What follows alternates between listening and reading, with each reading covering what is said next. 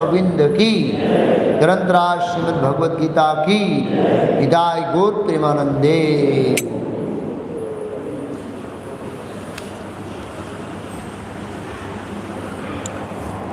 ओम नमो भगवते वासुदेवाय।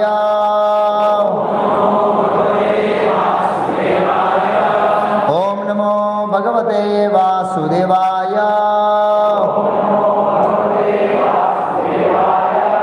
ओम नमो भगवते वासुदेवाय।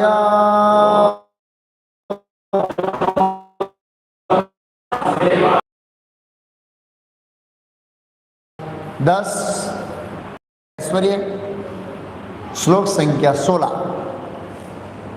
वक्तुम अहर्ष्य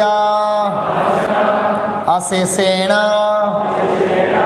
दिव्या ही आत्मविभूतयः याभि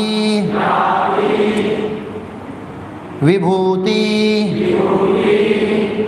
विलोकाना इमां स्त्वं व्याप्य तिष्ठसि वक्तुमर्हस्य शेषेण दिव्या हि आत्मविभूतयः याभिर्विभूतिर्विलोकान् इमां स्त्वं व्याप्य तिष्ठसि वक्तुमर्हस्य शेषेण दिव्या हि आत्मविभूतयः याभिर्विभूतिर्विलोकान् इमां स्त्वं व्याप्य तिष्ठसि वक्तुमर्हस्य शेषेण दिव्या हि आत्मविभूतयः याभिर्विभूतिर्विलोकान् इमां स्त्वं व्याप्य तिष्ठति। वक्तुर्मर्हस्य शेषेण दिव्या हि आत्मविभूतयः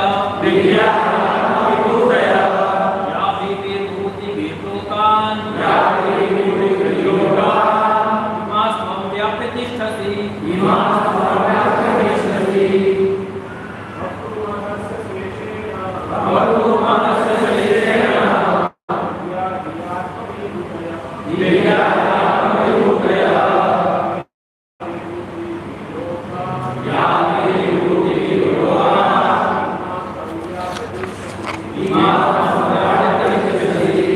माताएं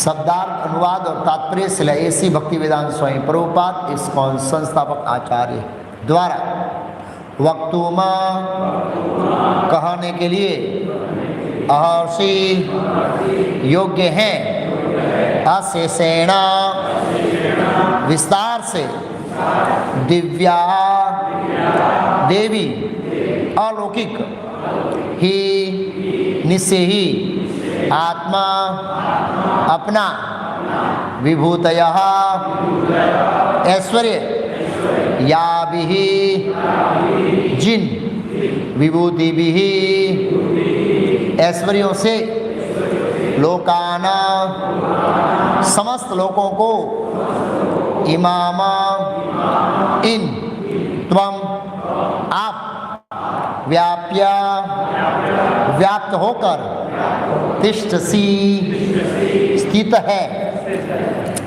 अनुवाद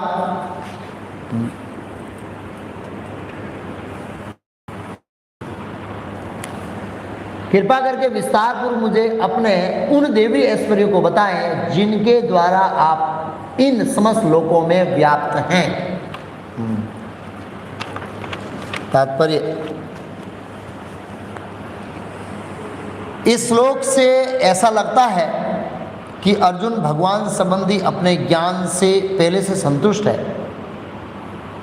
कृष्ण कृपा से अर्जुन को व्यक्तिगत अनुभव, बुद्धि तथा ज्ञान और मनुष्य को इन साधनों से जो भी कुछ प्राप्त हो सकता है वह सब कुछ प्राप्त है तथा उसने कृष्ण को भगवान के रूप में समझ रखा है। उसे किसी प्रकार का संशय नहीं है, तो भी वह कृष्ण से अपनी सर्वव्यापकता की व्याख्या करने के लिए अनुरोध करता है।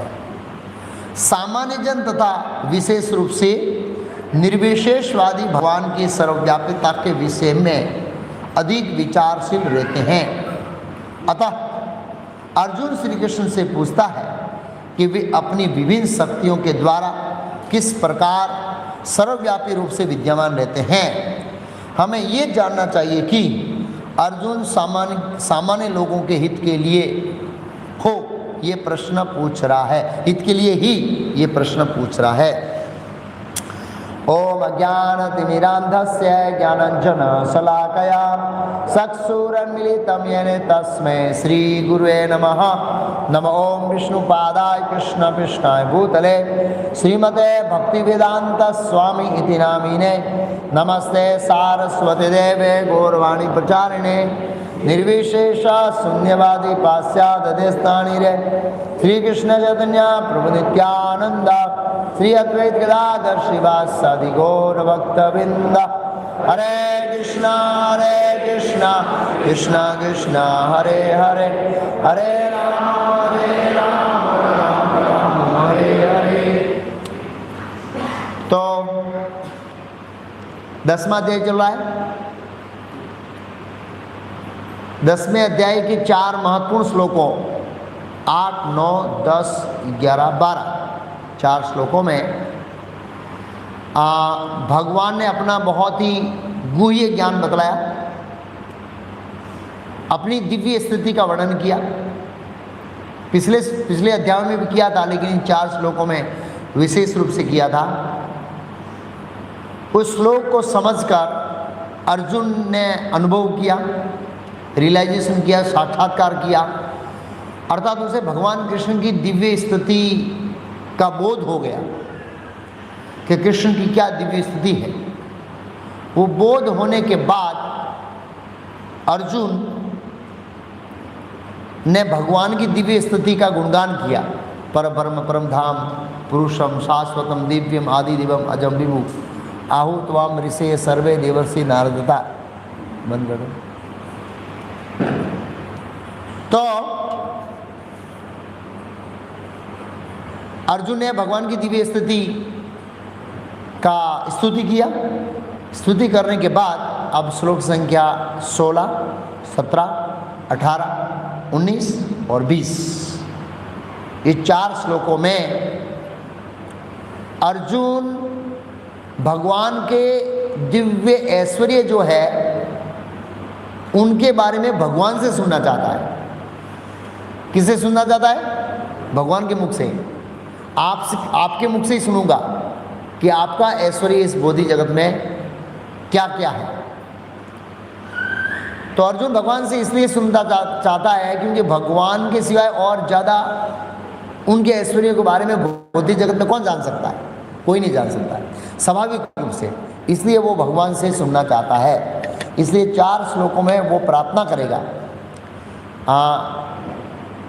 यहाँ पर अर्जुन का जो मूड है, अप्रोच है, एटिकेट है, वो प्रस्तुत हुआ है इस श्लोक के अंदर।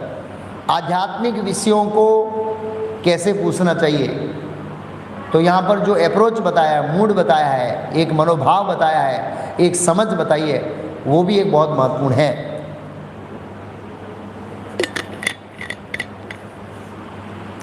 अर्जुन पहला शब्द कृपा करके क्या शब्द का प्रयोग किया है? हाँ, ऐसे, क्योंकि जो आध्यात्मिक विषय है वो ऑर्डर से नहीं आते हैं। गुरु और शिष्य का संबंध, गुरु और शिष्य का जो संबंध है वो समर्पण और ट्रांसपेरेंसी। शिष्य समर्पण है, गुरु ट्रांसपेरेंस है, तात्पर्य मतलब जो अपने गुरु से प्राप्त किया उसको सीधा निकालना नहीं करना है। शिष्य समर्पण करता है, रूप से है उछलता है या छलकाता है। जैसे मतलब एक भौतिक दृष्टिकोण से पति पत्नी के व्यवहार में देखा जाए तो शिष्टाचार ये है, नैतिक सदाचार ये है कि पत्नी प्रेम और सेवा से पति को वश में करे। ये उनका एक वैदिक शिष्टाचार है। अगर पत्नी सेवा भावी है और स्नेहमयी है तो स्वाभाविक रूप से पति को समर्पित होना ही पड़ेगा, मतलब उनके कहे अनुसार चलना पड़ेगा। लेकिन आधुनिक युग में हम लोग ज़्यादातर क्या करते हैं, स्त्रियाँ डोमिनेट करती है पति को, तो इससे क्या होता है संघर्ष, झगड़ा, मनमुटाव इत्यादि उत्पन्न होता है, जिसके कारण तलाक होता है, ये देखा गया है। लेकिन अगर पत्नी समर्पित है और स्नेह से सेवा कर रही है तो वो स्वाभाविक रूप से विवश हो जाएगा पति।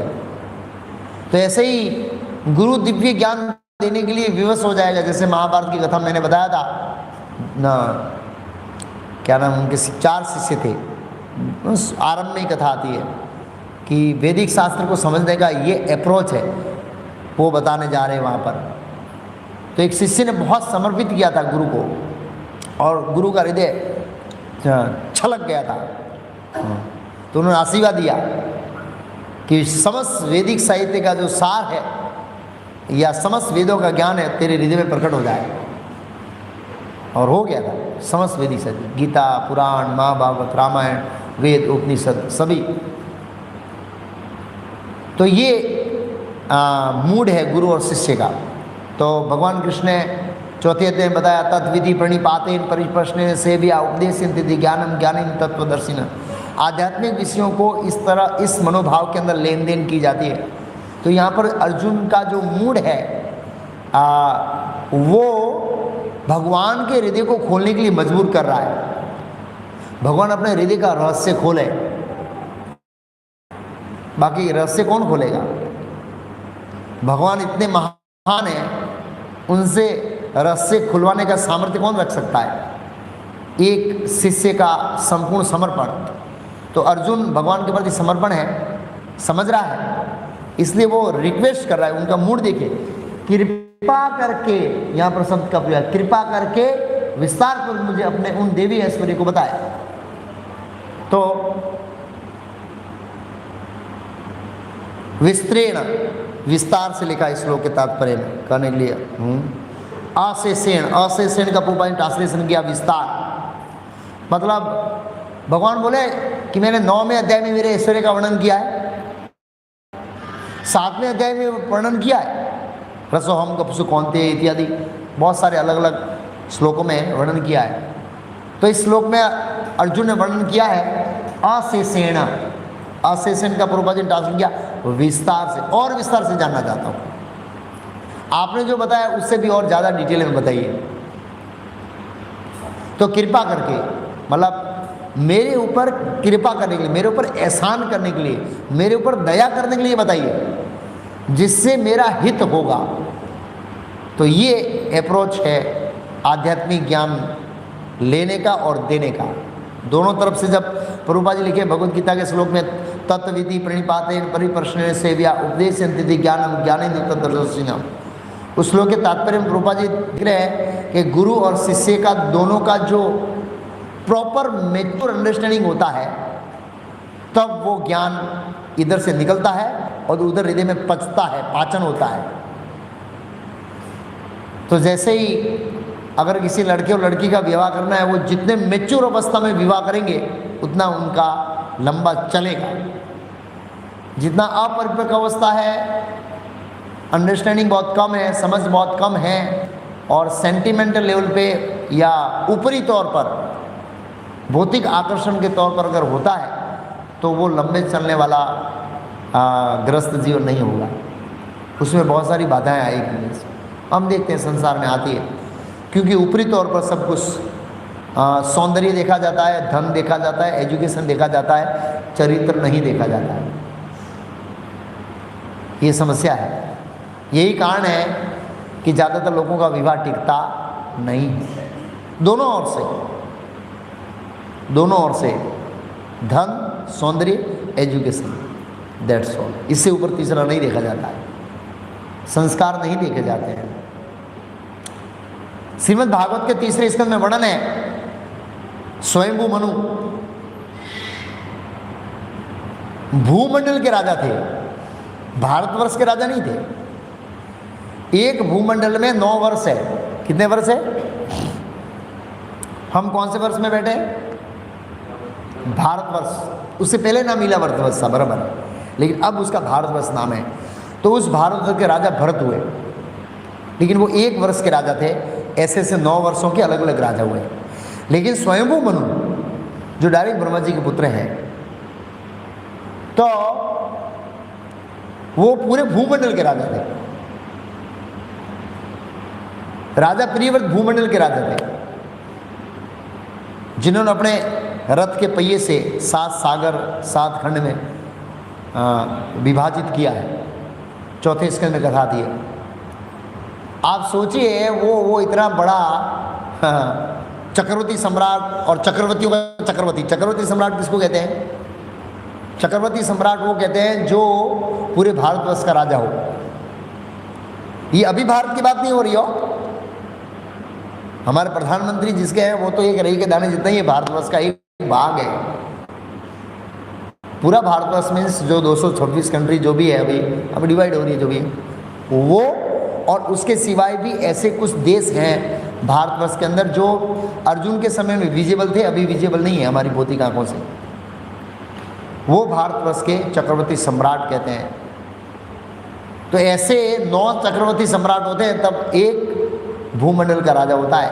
इतने बड़े राजा थे स्वयंभू मनु, और उनकी जो पुत्री थी देवहूति। कौन थी? देवहूति, माता देवहूति। इतनी सुंदर थी कि गंधर्व ने उनको देख लिया छत पर, तो वो भी गुलाटी मार गया। गंधर्व तो देवलोक का व्यक्ति है ना। कई बार हम देखते हैं शास्त्रों में कि पृथ्वी का मनुष्य या पृथ्वी का ऋषि मुनि देवांगनाओं को देखता है, देवताओं की कन्या को, तो वो गिर जाता है। लेकिन ये देवता लोग हैं और उनको देख लिया तो गिर गया। तो माता देवती का सौंदर्य कितना होगा? इतनी सुंदर कन्या, इतने बड़े बाप की पुत्री, और वो बाप ने किससे ब्याह किया? किससे विवाह कराया?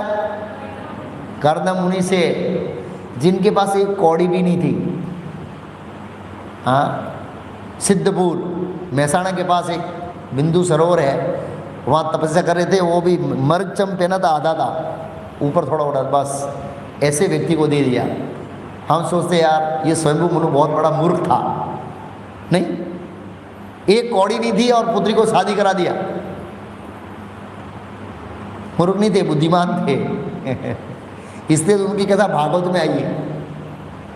तो वैदिक संस्कृति में संस्कारों को देखा जाता है, धन इत्यादि को नहीं देखा जाता है। एनीवे, मैं दूसरा टॉपिक नहीं जा रहा ऐसे। तो यहाँ भगवान के विस्तार से ऐश्वर्य को बताने की अर्जुन, हाँ, तत्विधि मैच्योर अंडरस्टैंडिंग की बात कर रहा था मैं, परिपक्वता। तो प्रभुपाद जो श्लोक के तात्पर्य लिखते हैं कि शिष्य का समर्पण और गुरु की ट्रांसपेरेंसी मतलब यथारूप में ज्ञान को प्रस्तुत करना। ये 2 गुण हैं, वो परिपक्व करेंगे और शिष्य को ज्ञान हृदय में स्थापित करेंगे।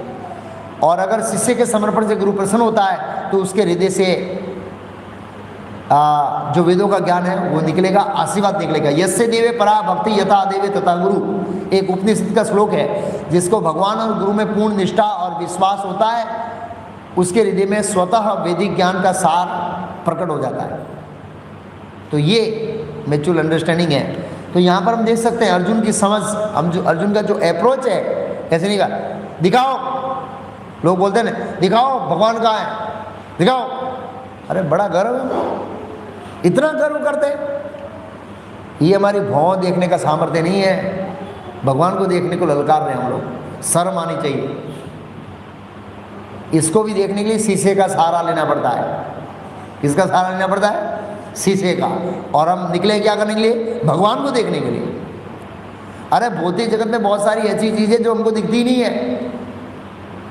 भौतिक जगत के ऊपर ब्रह्म ज्योति है, ब्रह्म ज्योति के ऊपर कैलाश है, नहीं वो ब्रह्म ज्योति दूर है, जनलोक है, तपलोक है, स्वर्ग लोक है, ये बहुत सारे लोग ऊपर है तो दिखते ही नहीं।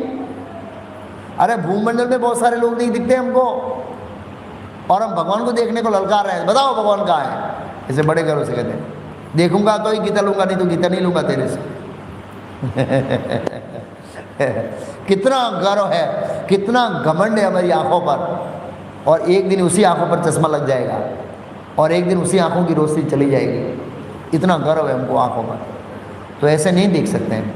लेकिन अर्जुन ऐसे नम्रता से भगवान को प्राप्त करना है, कृपा करके विस्तार पूर्वक मुझे अपने उन देवी ऐश्वर्यों को बताए जिनके द्वारा आप इन समस्त लोकों में व्याप्त हैं। अब याद रखना, अर्जुन कौन से ऐश्वर्यों की बात कर रहे हैं। 4 श्लोकों अंदर विभूति शब्द ज्यादा आएगा। क्या शब्द आएगा? ये आत्म विभूति। अब विभूति का अर्थ समझा देता हूं, प्रभुपाद जी ने इसका लिखा है विभूति ऐश्वर्य।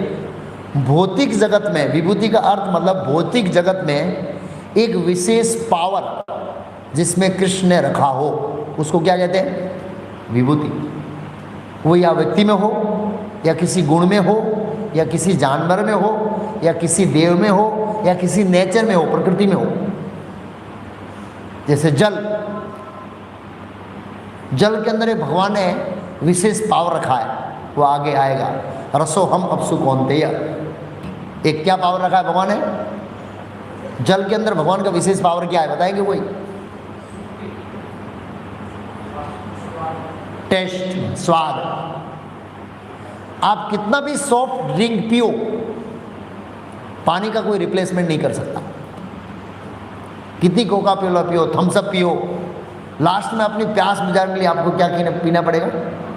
पानी, क्योंकि उसका स्वाद कृष्ण है, भगवान ने बनाया। एक एग्जाम्पल दिया मैंने। ऐसे अलग अलग ऋषियों में हो तो उसमें कृष्ण का विशेष जो पावर रहता है ना, उसको विभूति कहते हैं भौतिक जगत में।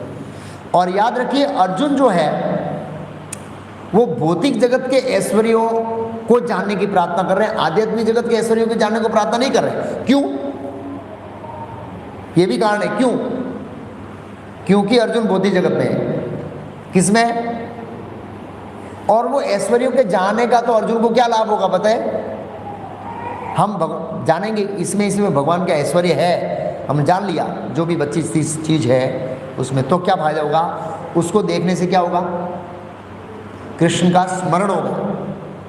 तो अर्जुन हमारी भक्ति को बढ़ाने के लिए भगवान से प्रार्थना कर रहा है कि आपका विशेष पावर भौतिक जगत में किन चीजों में, किन व्यक्तियों में, किन गुणों में, किन नेचर में, किन ऋषियों में, किन देवताओं में है। 9 टाइटल आएंगे, 9 विषय आएंगे जिसमें भगवान का विशेष पावर है। देवता है, प्रकृति है, लॉ एंड ऑर्डर उसमें भी है, और पशुओं में है, और किसमें से 9 है, आगे पढ़ेंगे तो आएगा। एक्चुअली ऐसे अलग अलग प्रकार से देवता है, ऋषि है इत्यादि। तो उन देवी ऐश्वर्यों को बताएं जिनके द्वारा आप इस समस्त लोकों में व्याप्त है, मतलब आप भौतिक जगत में व्याप्त है। तो अर्जुन देखो 3 स्तर के भक्त हैं। कितने स्तर के भक्त हैं? कनिष्ठ, मध्यम और उत्तम। हमको उत्तम के स्तर पर जाना है, और उत्तम का विजुअलाइजेशन है, दृष्टि, उसके बारे में अर्जुन प्रार्थना कर रहे हैं। विजुअलाइजेशन बहुत महत्वपूर्ण है। हम किसी चीज को देखते हैं तो कैसे देखते हैं? अभी हम सब चीज को कैसे देखते हैं मालूम है? मैटर फॉर्म में देखते हैं, और उन चीजों को कृष्ण से जोड़ते नहीं है। जो महाभागवत होता है वो मैटर फॉर्म को नहीं देखता है, मैटर फॉर्म का जो स्पिरिट है उसको देखता है, और स्पिरिट के सोर्स को देखता है। चैतन्य चरितमृत के अंदर एक बहुत सुंदर श्लोक है जो हमारे को समझने के लिए बहुत महत्वपूर्ण है। क्या बताया? स्थावर जंगम देखे ना देखे तार मूर्ति। स्थावर मतलब जो स्थित है, हाँ, स्थावर जंगम मतलब स्थित और चलने वाली। स्थावर जंगम देखे ना देखे तार मूर्ति, मूर्ति मतलब वो भौतिक रूप नहीं देखता है। सर्वत्र है निज इष्ट देव स्फूर्ति, महान भागवत अवश्य हर चर तथा अचर को देखता है, किंतु वह उनके बाह्य रूपों को नहीं देखता है। प्रत्युत वह जहाँ भी देखता है उसे तुरंत भगवान का स्वरूप प्रकट होते देखता है। अब इसको मैं सिंपल भाषा में समझाऊं कि अगर कोई महाभागवत मुझे देखेगा तो निसंदेह वो शरीर को देखेगा कि अभी इस शरीर में जो है, इस शरीर का नाम चैतन्य महाप्रभुदास है और उसमें चैतन्य महाप्रभुदास नाम की एक आत्मा बैठी है। क्या बैठी है? और वो कृष्ण की दास है। लेकिन माया के भ्रम के कारण ये चैतन्य महाप्रभुदास भौतिक जगत में दुख भुगत रहा है। ये विजुअलाइजेशन महाभागवत का है। और अर्जुन हमारी दृष्टि को इस स्तर पर लाने के लिए भगवान से अप्रोच कर रहा है कि मैं भौतिक जगत में आपके किन किन रूपों का, आगे आएगा श्लोक, किन किन रूपों का स्मरण करूं ताकि उसको देखने से मेरा स्मरण क्या करे, बढ़े। और भगवान का स्मरण बढ़ने का मतलब है हमारी भक्ति क्या कर रही है, बढ़।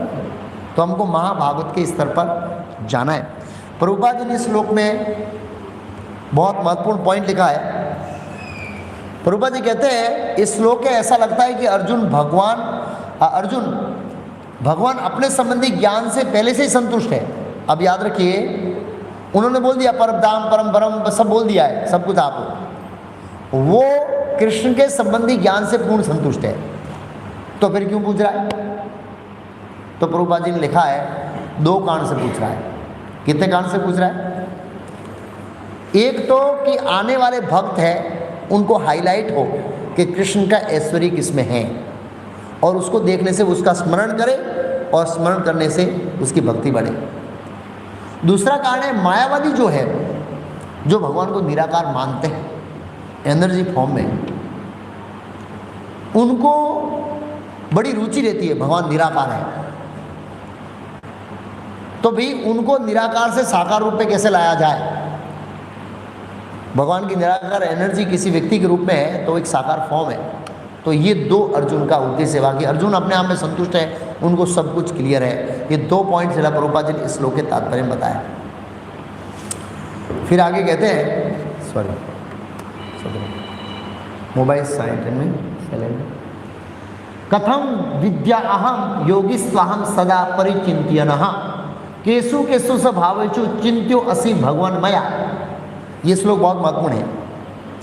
कथम किस तरह, विद्याहम योगी स्वा सदा परिचिंत्यन, सदा में हमेशा मैं आपका कैसे चिंतन करूं।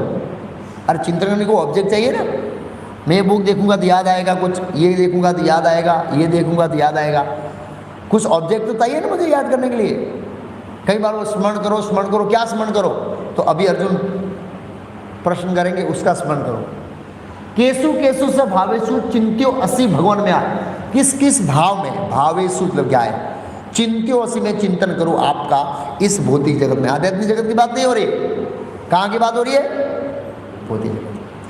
हे कृष्ण, हे परम योगी, कृष्ण को परम योगी कहा है क्योंकि वो अपना ऐश्वर्य बताने में क्या है, समर्थ है। मैं किस तरह आपका निरंतर चिंतन करूं, सदा, ऊपर सदा लिखा है, क्या लिखा ऊपर? सदा मीन्स निरंतर। और अहम कैसे जानूं, आपका स्मरण किन किन रूपों में किया जाए, तो बहुत महत्वपूर्ण है। तो आचार्य इस श्लोक पर कमेंट्री बताते हुए कहते हैं कि अर्जुन भगवान से श्रवण करने के मूड में है, सुनने के मूड में है। क्यों, क्या पता है? श्रवण का नेक्स्ट क्या लेवल है पता है? श्रवण जो भक्ति है उसके बाद की नेक्स्ट भक्ति का स्तर कौन सा है? स्मरण। तो श्रवण स्मरण को बढ़ाता है। देखो श्रवण और स्मरण 2 अलग है, पता है ना? श्रवण मीन्स, स्मरण मीन्स याद करना। क्या करना? उसमें विचार भी आ गए। विचार करना, याद करना दोनों एक ही है। सोचना, विचार करना, याद करना, इन तीनों को मिलाकर क्या कहते हैं? स्मरण। तो जब हम हरे कृष्ण महामंत्र का जप करते हैं तो हरे कृष्ण बोलते हैं तो कृष्ण याद आते हैं, सोचते हैं कृष्ण के बारे में।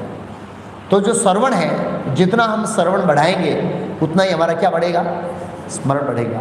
इसलिए हम ज़्यादा जोर देते हैं किसके ऊपर, सुनो सुनो सुनो। एक दिन ऐसा सुनेंगे ना तो फिर ऑटोमेटिक ये स्मरण है ना रुकेगा ही नहीं, अपने फ्लो में चलेगा। तो इस श्लोक में अर्जुन 3 पॉइंट रखे हैं। पहला है कि मैं कैसे सोचूं, आपके विषय में निरंतर कैसे सोचूं, कैसे आपको जानूं, किन किन अलग अलग वस्तुओं में आपका स्मरण करूं, और वो भी कहां पर, भौतिक जगत की बात कर रहे हैं। क्योंकि विभूति का अस्तित्व आध्यात्मिक जगत में नहीं है, विभूति का अस्तित्व कहां पर है, भौतिक जगत में। याद रखना, भगवान की शक्तियों का विस्तार विभूति भौतिक जगत में प्रकट को कहते हैं। ये 3 पॉइंट अर्जुन ने बहुत महत्वपूर्ण लिखा है। शिला प्रभुपाद जी ने इसका तात्पर्य बहुत सुंदर दिया है। शिला प्रभुपाद जी समझाते हैं कि जैसा से पहले अध्याय में कहा जा चुका है, भगवान अपनी योग माया से आच्छादित रहते हैं। किससे आच्छादित रहते हैं, योग माया समावृत मूढ़ोयम न अभिजानाति न हम प्रकाश है सर्वस्व। योग माया सम आवृत, योग माया से भगवान आवृत रहते हैं। यहाँ पर विग्रह रूप में खड़े होते हैं भगवान, फिर भी योग माया का पर्दा है। योग माया के पर्दे के कारण हम भगवान उसको साक्षात होते हुए क्या मानते हैं, मूर्ति, ठीक है ना।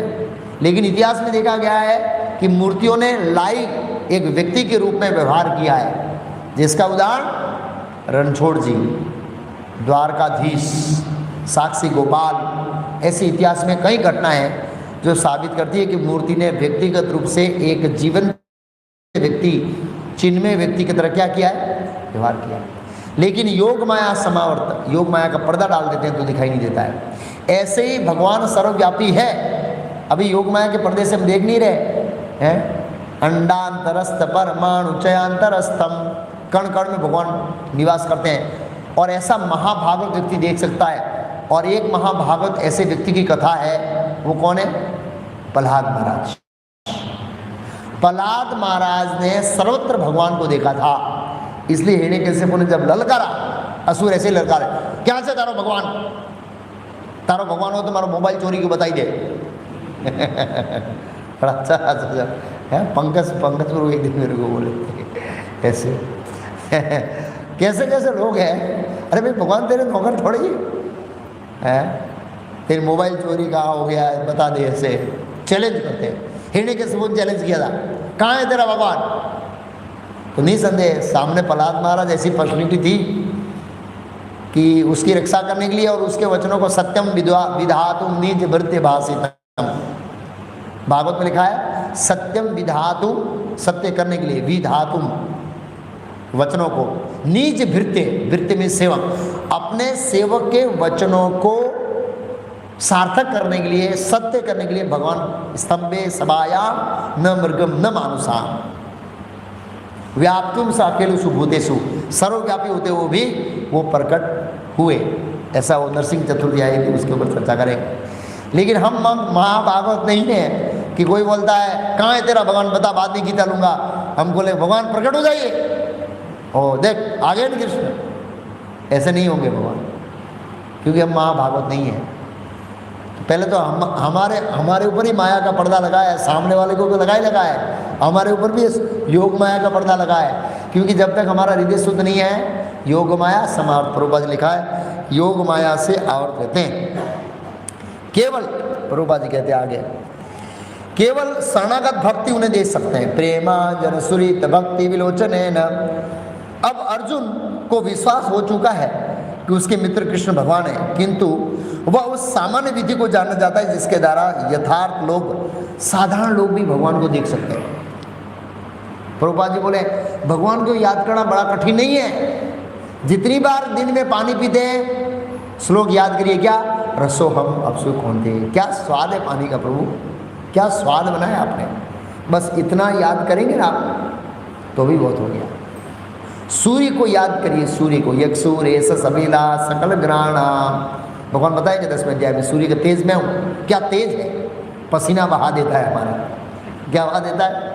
हाँ, याद करिए उस गर्मी को।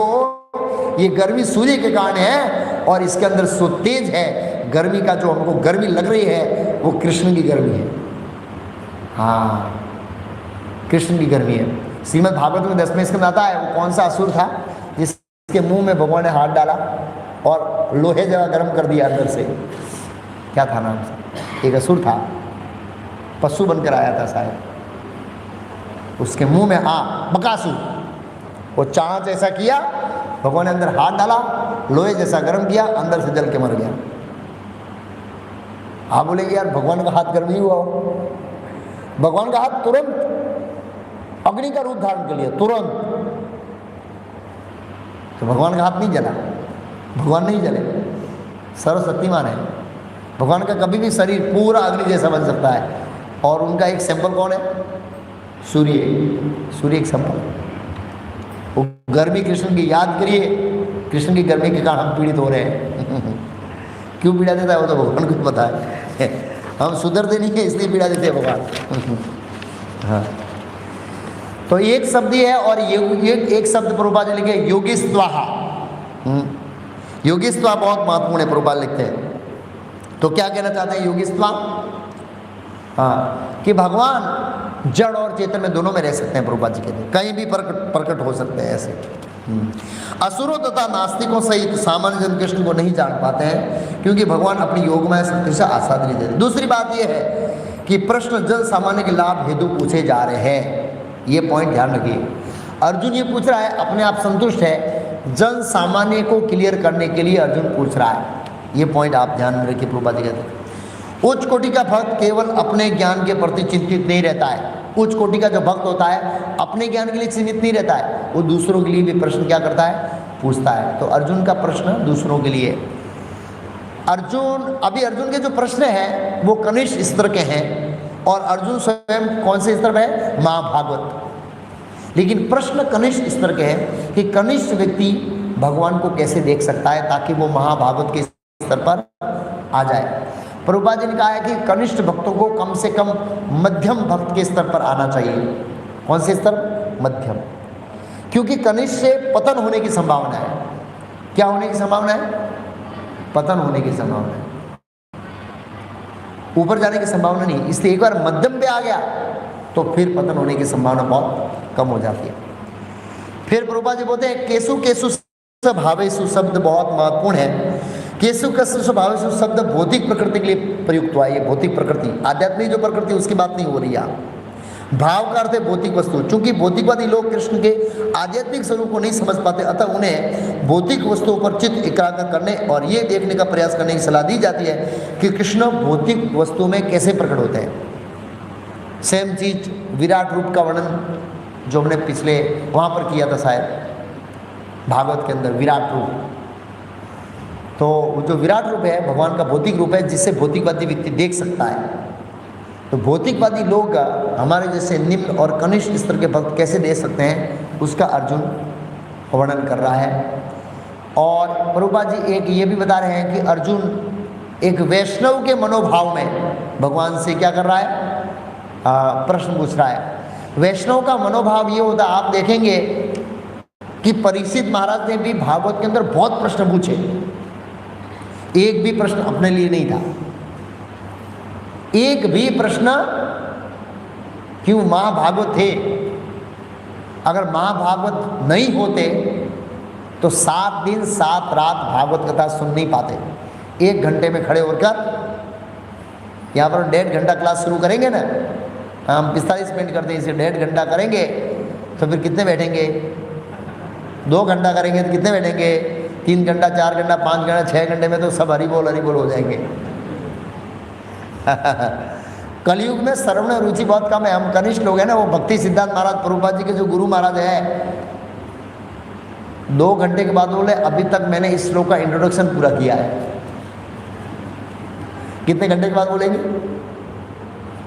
अब मैं इस श्लोक के अंदर प्रवेश कर रहा हूँ भाई। घंटों घंटों लेक्चर देते थे। प्रभुपाद जी एक बार नंदग्राम के पास थे और भक्ति सिद्धांत महाराज ने लेक्चर देना शुरू किया। आधा घंटा हुआ, कुछ उठ के चले गए। 1 घंटा हुआ, कुछ उठ के चले गए। 1.5 घंटा हुआ, कुछ उठ के चले गए। 2 घंटा हुआ, कुछ उठ के चले गए। 2.5 घंटा, 3 घंटे के बाद भक्ति सिद्धांत महाराज ने लेक्चर स्टॉप किया। तब खाली 5 लोग बैठे थे, उसमें प्रभुपाद जी एक थे। कितने लोग बैठे थे?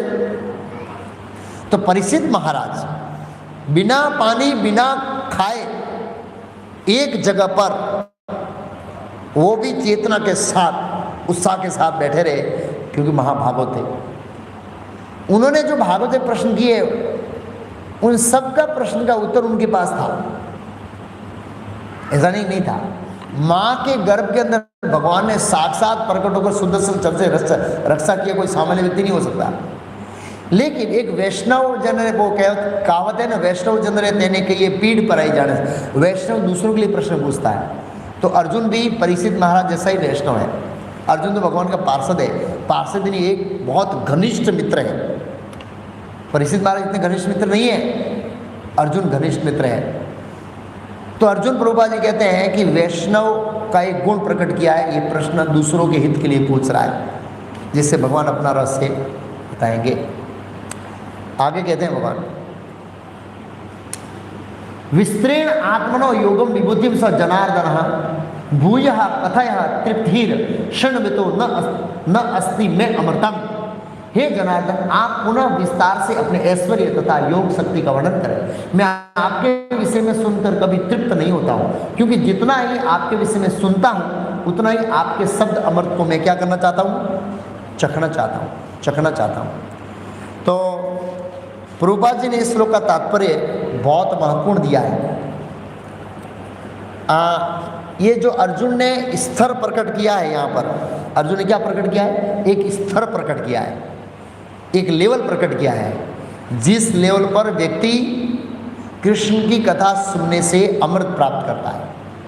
हम वो लेवल पर नहीं है। आधा घंटा अच्छा चलता है सुनना, आधे घंटे के बाद फिर कितना बजा है? ओ 9:15।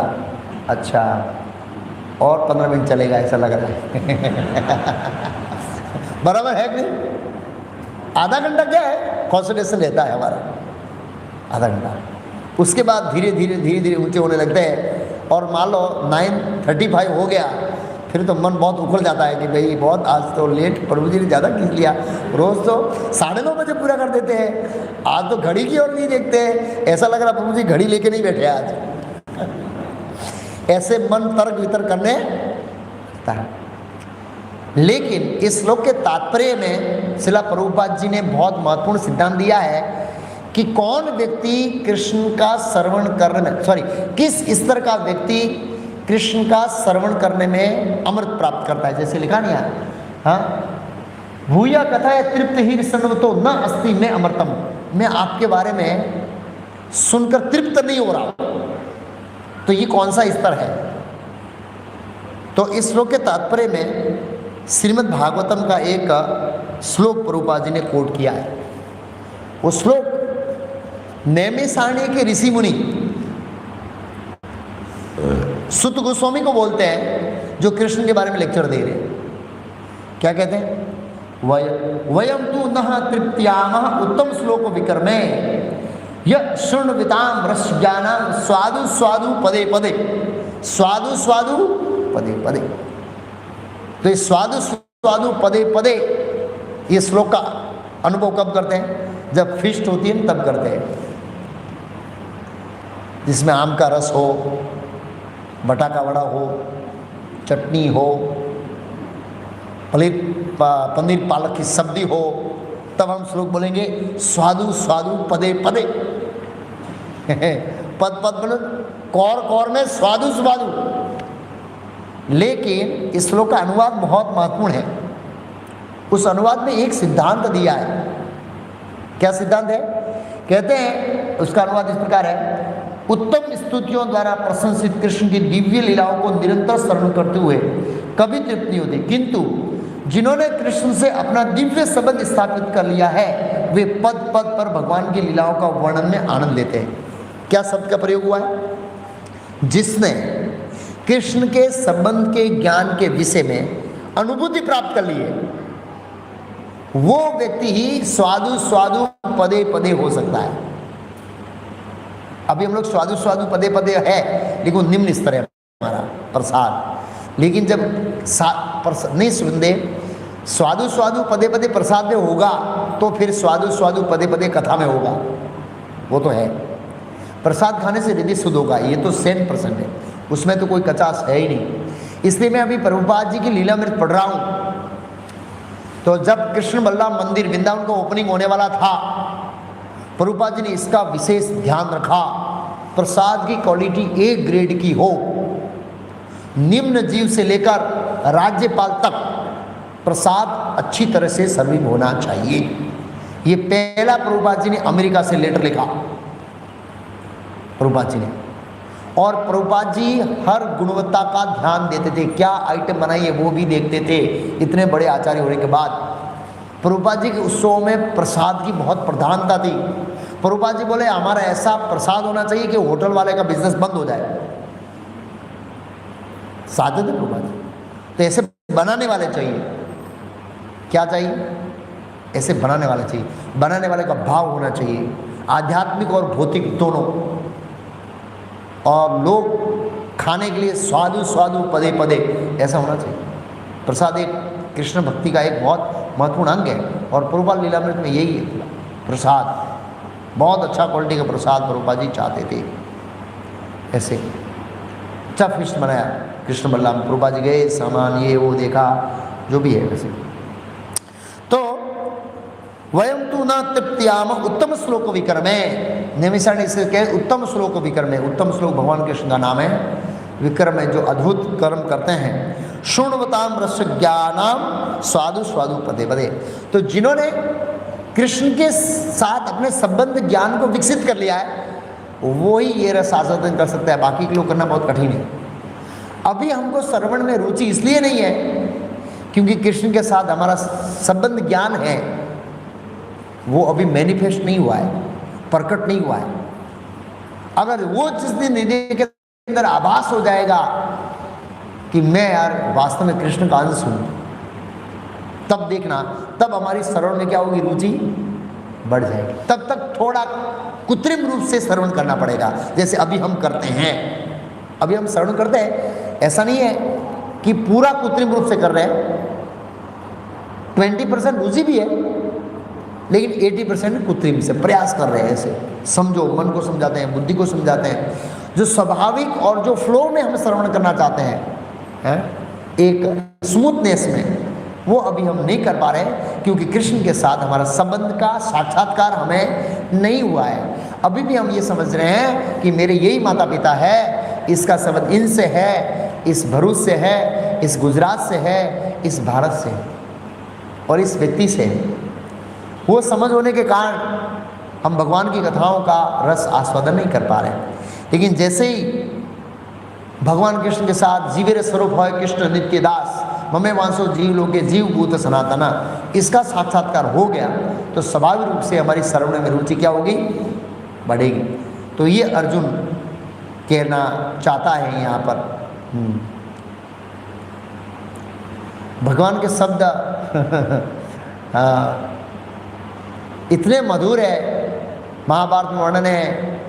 जब भगवान कृष्ण अर्जुन को भगवत गीता का उपदेश दे रहे थे तो वो डिस्टेंस बहुत ज़्यादा था। तो भगवान डिस्टेंस ज़्यादा था, लेकिन आध्यात्मिक वाणी को तो डिस्टेंस मायने नहीं रखता है। लेकिन भगवान अपनी योग शक्ति से अर्जुन को ही सुनाना चाह रहे थे, और जो दूसरे लोग थे जैसे भीष्मदेव इत्यादि को नहीं सुनाना चाह रहे थे। भगवान युधिष्ठिर आदि को नहीं सुनाना चाह रहे थे। लेकिन भीष्मदेव, जब उनका दो मित्रों के साथ जो डिस्कशन हो रहा था, भीष्मदेव पश्चाताप कर रहे थे। दुर्भाग्य है मेरा कि दोनों गणेश मित्र कुछ बोल रहे हैं और मुझे सुनाई नहीं दे रहा है। खास मैं अर्जुन की जगह होता और वासुदेव के शब्दों को सुनता तो मेरा जीवन धन्य हो जाता। मतलब पितामह भीष्म एक महाजन थे, और महाजन होने के नाते वो दिव्य स्थिति में थे इसलिए भगवान के जो शब्द है अमृत के जैसे उनको लगते थे। और वही सब राजसभा में गए थे, 5 गांव मांगने लगे। दुर्योधन को एकदम कड़वे लगे, करेले जैसे। क्या बोल रहा है वासुदेव, कहाँ से आ गया ये, इतनी कड़वी बात बोलता है, 5 गांव दे दो। इतना कड़वा नहीं बोलना चाहिए। मेरा पॉइंट तो प्रभुपाद जी एक जगह कहते हैं कि ग्रहणकर्ता पर निर्भर करता है। भीष्मदेव भगवान के शब्दों को अमृत के समान मान रहे हैं, या अर्जुन अमृत के समान मान रहा है, और दुर्योधन कड़वे करेले के समान मान रहा है। तो ये ग्रहणकर्ता पर निर्भर करता है, कौन व्यक्ति कैसे भगवान के शब्दों को ग्रहण करता है, हम पर निर्भर करता है। ये प्रभुपाद जी ने और समझा इस श्लोक के अंदर। अब भगवान स्वीकार करेंगे अगले श्लोक से। हाँ, प्रभुपाद जी कहते हैं आगे, जहां तक अमृत की बात है, कृष्ण संबंधी कोई भी आख्यान अमृत तुल्य है, और इस अमृत की अनुभूति व्यवहार से की जाती है। व्यवहार से जब हम श्रवण करते हैं, बोलते तब। आधुनिक कहानियां, अब प्रभुपाद जी कैसे बताते हैं, कैसे अमृत है वो बताते हैं। प्रभुपाद जी कहते हैं आगे, आधुनिक कहानियां, कथाएं, इतिहास कृष्ण की दिव्य लीलाओं से इसलिए भिन्न है क्योंकि इन संसारी कहानियों को सुनने में मन भर जाता है। एक बार न्यूज़पेपर पढ़ो, ऐसे डालते हैं, उसको आदर से रखते नहीं है, टेबल के नीचे ऐसे डालते हैं। दूसरे दिन उसको देखते ही नहीं है। मान लो 2 पेपर साथ में पड़ा है, तो पहले उठा क्या देते हैं, क्या देखते पहले, डेट, तारीख देखते हैं, कौन सी तारीख का है। अगर कल का है तो गया कौन से, नहीं देखेंगे, मन भर जाता है। लेकिन ये भगवत गीता 5000 साल से अभी भी पढ़ रहे हैं। बहुत सारे लोग बोलते हैं जितनी बार पढ़ते हैं वो इतने अलग अलग पॉइंट मिलते हैं। हाँ, सही बात है। 1 साल पहले मैंने इसके ऊपर लेक्चर दिया, अभी मैं लेक्चर दे रहा हूँ, मेरे अंदर भी अलग अलग पॉइंट निकलते हैं। मुझे भी साक्षात्कार हो रहा है कि ये पॉइंट इससे, ये एग्जाम्पल इससे, क्योंकि दिव्य विषय, ये कभी अंत नहीं होता है। तो प्रभुपाद जी कहते हैं थकान नहीं आती, सॉरी, मन सुनने भर जाता है, किंतु कृष्ण के विषय में सुनने से कभी थकान नहीं आती। हाँ, अभी हमारी थकान आती है, क्योंकि कलयुग के कारण हमारा बुद्धि मंद है, भाग्य मंद है, पाप कर्म करने के होने के कारण हमारा जो हृदय और बुद्धि का शुद्धिकरण नहीं है, इसलिए हमको थकान लगता है। शारीरिक रूप से, मानसिक रूप से और बौद्धिक रूप से थकान लगता है। थकान सेंस में ऐसे नहीं, लेकिन हम लोग बोर हो जाते हैं। थकान का मतलब कि अब बहुत हो गया, बस आधा घंटा लेक्चर बहुत अच्छा है, कोई प्रॉब्लम नहीं। इसलिए प्रभुपाद जी ने ये देखा कि कलयुग के जीवों की थकान लग जाती है, तो प्रभुपाद जी ने ज़्यादातर लेक्चर 45 मिनट के अंडर में दिए। 45 से ऊपर प्रभुपाद जी हार्डली गए, 45 मिनट ऐसे। यही कारण है कि सारे विश्व का इतिहास भगवान के अवतारों की लीलाओं के संदर्भ में भरा हुआ है। हमें पुराण विगत युगों के इतिहास है जिनमें भगवान के विभिन्न अवतारों की लीलाओं का वर्णन है। इस प्रकार बार बार पढ़ने पर विषय वस्तु नवीन बनती है। क्या बनती है? नवीन। भगवान का एक नाम है नवनीत तस्कर। नवनीत मीन्स क्या है? नवनीत, नव मीन्स नया, नीत मीन्स हमेशा। नवनीत का मतलब है हमेशा ताजा तरो। तो भगवान के नाम, भगवान के गुण, भगवान के रूप, भगवान की लीला, ये ताजा और क्या है? तरोर है, हमेशा। एक श्लोक ले लेते हैं। भगवान जवाब देते हैं। श्री भगवान वाचः हन्तः ते कथा शिष्यामि दिव्या ही आत्मविभूत प्राधान्यत कुरुश्रेष्ठा नास्यंतो विस्तरस्य में। श्री भगवान ने कहा हाँ, हंत का मतलब हाँ, अब मैं तुमसे अपने मुख्य प्राधान्यतः वैभव युक्त आत्मविभूति रूपों का वर्णन हुआ, क्योंकि हे अर्जुन मेरा ऐश्वर्य क्या है? असीम है। दिव्या ही आत्मविभूत्य न अस्ति अंतो, मेरे विभूतियों का कोई अंत नहीं। मैं विस्तार से बताऊंगा, लेकिन उस विस्तार में प्रधान का ही नाम बताऊंगा। प्रभुपाद जी ने श्लोक का तात्पर्य बहुत महत्वपूर्ण लिखा है, जिसको समझना हमारे लिए बहुत जरूरी है। पहला प्रभुपाद जी कहते हैं कृष्ण की महानता था उसके ऐश्वर्य को समझ पाना कठिन है, क्योंकि जीव की इंद्रिय सीमित है। ये तो अर्जुन था कि इतना समझ पाया, बाकी समझना बहुत कठिन है। आत्मा विभूति जो ही दिव्य ही आत्मा विभूति, अर्जुन ने प्रश्न पूछा था और भगवान ने उत्तर दिया। मतलब अर्जुन जो पूछना चाहता है वही भगवान बताना चाहते हैं, और उसी ऐश्वर्य का वर्णन करेंगे, भौतिक ऐश्वर्य जो वो भी प्रधान यथा पुरुषेष्ठ, विस्तार नहीं है। प्रभुपाद जी कहते हैं किंतु अतः कृष्ण उनके कार्यकलापों का समग्र तो समझ पाना संभव नहीं है, तो भी भक्तजन कृष्ण को जानने का प्रयास करते हैं। अच्छा, एक प्रश्न यहाँ हो सकता है कि हम जीव, इवन भक्त भी भगवान को पूर्ण रूप से नहीं समझ सकता, तो फिर अर्जुन यह प्रार्थना क्यों करते हैं? तो प्रभुपाद जी तात्पर्य में लिखते हैं जीव की इंद्रिय सीमित है, इसलिए अर्जुन कृष्ण से कार्यकलापों की समग्रता को समझ पाना तो भी भगवान के कार्यकलापों को समझ पाना संभव नहीं, तो भी भक्तजन कृष्ण को जानने का प्रयास करते, किंतु यह मानकर नहीं कि किसी विशेष समय में या जीवन अवस्था में उसे पूरी तरह समझ लेंगे। मतलब उनका मूड क्या है? अर्जुन का मूड ये नहीं है कि आप वर्णन करो मैं समझ जाऊंगा, और ऐसा भी नहीं है कि एक दिन में तेरे को समझ लूंगा वासुदेव, एक दिन समझ लूंगा, एक दिन ऐसा आएगा कि मैं पूर्ण तरह से आपको जान लूंगा। ये भी मूड नहीं है अर्जुन का। बस प्रभु आप जितना कृपा करेंगे ना, उतना ही मैं आपके बारे में क्या कर पाऊंगा, जान पाऊंगा। और वैसे भी जीव की लिमिटेशन मैंने कई बार बताया, चींटी होती है तो उसको पता नहीं है कि गन्ना कैसे बनता है, कैसे उसमें से रस निकलता है, कैसे शुगर बनती है। ऐसे तो जीव का पूर्ण रूप से भगवान के ऐश्वर्य में जानना बहुत कठिन है, लेकिन भगवान की कृपा से कुछ ऐश्वर्य को जाना जा सकता है। फिर प्रभुपाद जी कहते हैं अगर बल्कि कृष्ण के वृतांत उसे आस्वाद्य है कि भक्तों को अमर तुल्य प्रतीत होते, इस प्रकार भक्तगण उनका आस्वाद उठाते हैं। भगवान के ऐश्वर्य तथा उनके विविध शक्तियों की चर्चा चलाने में शुद्ध भक्तों को दिव्य आनंद मिलता है। बस अर्जुन का ये मनोभाव नहीं है कि आप विभूति बताएंगे मैं जान लूंगा, बल्कि ये भाव है आप बताएंगे तो मैं आपके शब्दों का रस आस्वादन होगा। भगवान की इतनी वाणी मधुर है, जैसे भौतिक दृष्टिकोण की स्त्री की वाणी मधुर है, इसलिए वैदिक संस्कृति के अंदर ऐसा कहा गया है पति बाहर संघर्ष करता है, पत्नी घर में सुख से रहती है। तो अगर पत्नी मीठा वचन बोल दे ना तो आगा थकान वहीं उतर जाता है पति का, लेकिन वो वहीं से कड़वाड़ शुरू कर देती है। क्या मोड़ रहे हो, खबर नहीं पड़ी तुमने, क्यों फोन कर रहा था, बस बेचारा वहाँ से ज़्यादा निराश हो जाता है, टूट जाता है। नहीं ये नहीं प्रैक्टिकल की बात कर रहा हूँ मैं, ये संस्कृति का भाग है, ये माताओं को ट्रेन करना चाहिए, अपनी पुत्रियों को करना चाहिए, ऐसे शिष्टाचार है। तब आप सोचिए भगवान का, मतलब भगवान की वाणी स्त्रियों से तो 1000 गुना मधुर है, तो सोचिए वो शब्द कैसे लगते होंगे सुनने के लिए अर्जुन को है। एक एग्जाम्पल, एक भौतिक एग्जाम्पल दे रहा हूँ, मतलब एक शब्द जो है कैसे।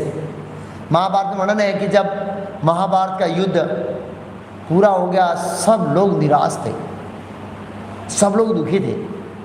ये लोग सब लोग कृष्ण के वचनों को सुन के इतने तृप्त हो जाते थे कि वो महाभारत के युद्ध का जो कष्ट हुआ ना सब भूल गए पांडव।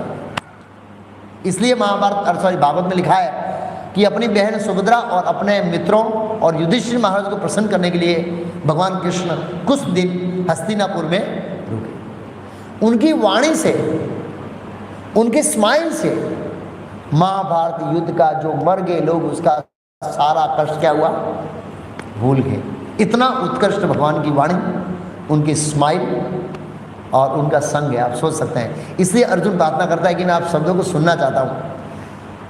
भगवान बोले यार तुम कितना सुनेगा, वो बाद में युद्ध करना है ना। बोला वो तो करूँगा, लेकिन जो भी आप बोल सको तो बोलो वो तो बाद में तो झंझट है ही है लेकिन उससे पहले मैं अमृत का आस्वादन कर लूँ तो मेरे लिए वो दुख सहन करना क्या रहेगा, आसान रहेगा। कुछ अमृत जैसा वचन बोल दीजिए। तो अर्जुन, प्रभुपाद जी कहते हैं अर्जुन इस दृष्टिकोण से भगवान को प्रार्थना नहीं कर रहा है कि आप बताइए, मैं प्रयास करूंगा, एक दिन जान लूंगा। जैसे वैज्ञानिक लोग, हम प्रयास करेंगे, एक दिन ऐसा प्रयास करेंगे हम अमर बन जाएंगे, अमर। तो इस तरह से अर्जुन का विशेष माइंड सेट नहीं है। अर्जुन भगवान के शब्दों का रस आस्वादन करना चाहता है और हमारे जैसे बद्ध जीवों के भक्तों को कुछ स्मरण करने के लिए, कुछ कंटेंट, कुछ विषय को लाना चाहता है जिससे हम उसका क्या करें, स्मरण करें। ये अर्जुन का उद्देश्य, मनोभाव है। तो अगले श्लोक में भगवान अपने ऐश्वर्यों का वर्णन करेंगे। इस श्लोक में भगवान ने स्वीकार किया, हाँ अब मैं तुमसे अपने मुख्य वैभव युक्त रूपों का वर्णन करूंगा, क्योंकि अर्जुन मेरा ऐश्वर्य असीम प्राधान्यतः। तो अगले श्लोक में भगवान के दिव्य ऐश्वर्यों का वर्णन करेंगे, जो भौतिक जगत में भगवान का स्मरण करने के लिए हमारे लिए बहुत महत्वपूर्ण है। हरे कृष्ण।